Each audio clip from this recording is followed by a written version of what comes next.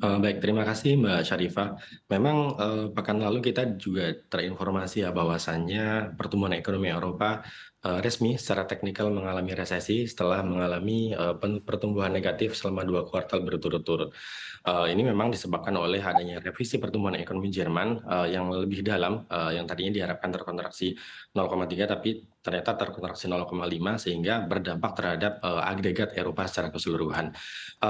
Adapun yang terjadi, dinamika ekonomi yang terjadi di global memang akan berdampak terhadap ekonomi Indonesia. Kita melihat setidaknya ada 2 jalur ya, contagion effect dari global ekonomi terhadap Indonesia, yaitu melalui jalur perdagangan atau trade, dan satu lagi melalui sektor finansial. Nah, terkait dengan yang terjadi di Eropa, kemudian perlambatan ekonomi China dan juga AS, ini memang kita melihatnya akan lebih berdampak dari sektor perdagangan. Kita lihat data total ekspor Indonesia ke Eropa, China, dan AS, yang mana ketiganya adalah tiga besar. Totalnya adalah sebesar 7,63 miliar USD. Dengan market share ketiganya, ini 40% dari total ekspor Indonesia yang mencapai 19,29 miliar USD.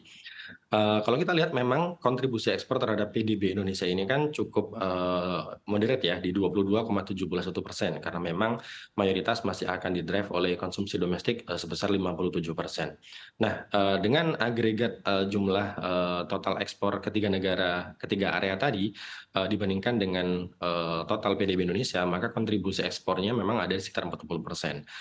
Perhitungan kami, jika terjadi kontraksi di ketiga area tersebut, yakni Eropa, China, dan AS, maka setidaknya akan berpengaruh sekitar 1,8 sampai maksimal 2% terhadap ekonomi Indonesia secara keseluruhan. Sementara itu, jika kita melihat secara spasial pada Eropa, yang nilai ekspornya hanya 7,99% dari total ekspor kita, memang resesi yang terjadi di Eropa ini tidak akan berdampak signifikan terhadap ekonomi Indonesia saat ini. Dari Pak Sutrisno menjelaskan juga begitu ya bahwa memang sudah ada efeknya terasa juga di dalam negeri begitu ya PHK yang kerap terjadi di beberapa sektor, utamanya sektor padat karya ini juga kan disebutkan oleh Pak Sutrisno juga ada efek secara global begitu karena demand juga melemah. Tapi ketika Anda melihat secara rinci begitu ya sektor-sektor yang terdampak dan seberapa besar sebetulnya dampak-dampak ini akan terasa di domestik sendiri seperti apa Pak Kavi? Iya, memang sebagaimana yang disampaikan oleh Pak Trisno tadi, memang perlambatan yang terjadi di global, terutama di tiga wilayah ini ya, kita berbicara Eropa, kemudian AS, dan juga China, pasti akan berdampak terhadap demand industri dalam negeri yang berorientasi ekspor. Kalau dilihat sektor apa yang terdampak, mungkin akan berbeda tiap negara. Jika kita melihat data perdagangan bulan April lalu yang sudah dirilis oleh BPS ini, atau Kementerian Perdagangan, dengan China mungkin komoditas bahan bakar mineral, lemak dan minyak hewan atau nabati, serta besi dan baja yang akan terkontraksi ya, atau terpengaruh demand-nya. Sementara itu, dengan AS kita melihat ada produk tekstil dan garment, seperti yang disebutkan oleh Pak Trisno tadi ya Pak ya, dan bahan-bahan olahan tekstil itu, kemudian lemak dan minyak hewan nabati juga merupakan komoditas-komoditas yang berpotensi untuk mengalami penurunan demand.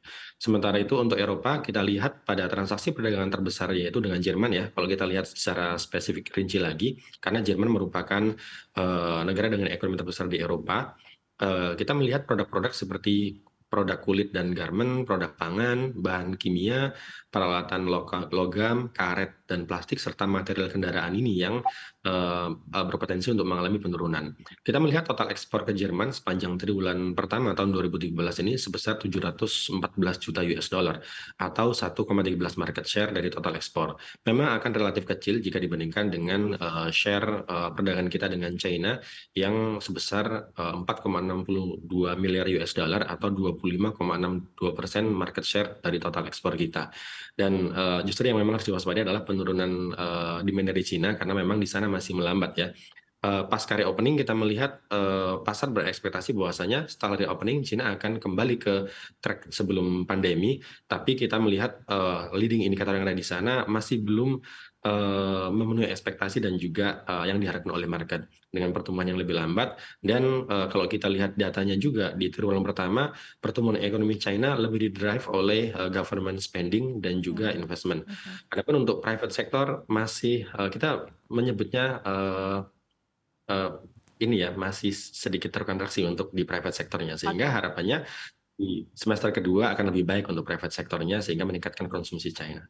Oke, tapi strategi yang mungkin bisa dilakukan, menurut Anda sendiri seperti apa begitu ya? Karena waktunya juga, cukup terbatas begitu ya Pak Kavi, kita melihat penurunan juga memang sudah terasa dalam beberapa waktu terakhir dan, mungkin juga ke depannya masih belum akan membaik begitu ya melihat, tampaknya resesi yang terjadi di Eropa ini kan juga baru permulaan begitu ya. Kita juga masih terus memantau seperti apa perekonomian China, seperti apa juga perekonomian Amerika Serikat ke depannya begitu. Apakah memang betul-betul akan masuk ke dalam jurang resesi ataupun juga tidak begitu. Tapi di satu sisi strategi yang bisa dilakukan oleh para pelaku usaha begitu ya, melihat kondisi yang ada saat ini seperti apa Pak Kavi?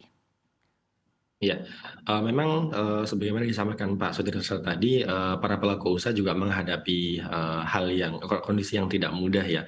Di sisi lain, di satu sisi ada pelemahan demand dari global, tapi di sisi lain juga di domestik kita ada masih menghadapi beberapa kendala, terutama masih, tingginya beberapa harga bahan baku itu ya.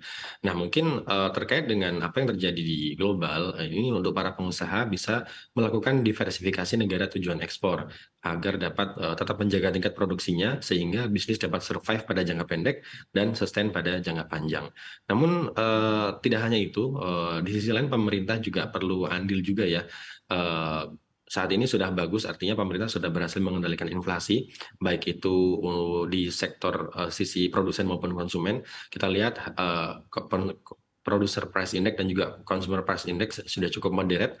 Kemudian, perlu juga menjaga iklim ekonomi dan bisnis domestik tetap stabil dan kondusif, sehingga aktivitas produksi dalam negeri berjalan optimal, serta ini yang lebih penting, menurut kami adalah melakukan perluasan pasar ekspor untuk komoditas unggulan RI seperti CPO, batubara, dan produk hasil manufaktur yang lainnya. Kami rasa Oke. demikian, Mbak.